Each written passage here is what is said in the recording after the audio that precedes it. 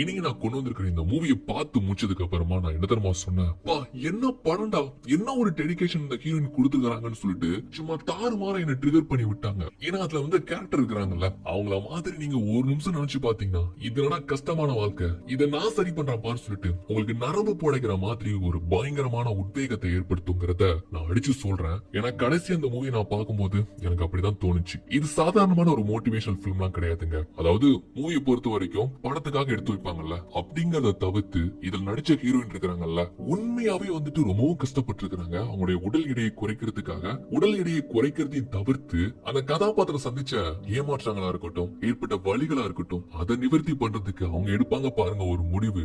அதுதாங்க இந்த படத்துல மெயின் ட்விஸ்டா வந்து இருக்கும். செம்ம சூப்பரா இந்த மூவி எடுத்து வச்சிருப்பாங்க. படத்துடைய பேர் யோலோ. இந்த வருஷம் தான் வெளியா இருக்குது. ஒன்லைனர்லாம் வேணாம், அப்படியே படத்தை கிருப்பா பிடிச்சி உள்ளார போயிடலாமா? அதுக்கு முன்னால இந்த படம் எவ்வளவு லென்த்தா போகும் சொல்லிட்டு எனக்கு தெரியல. ஏன்னா படம்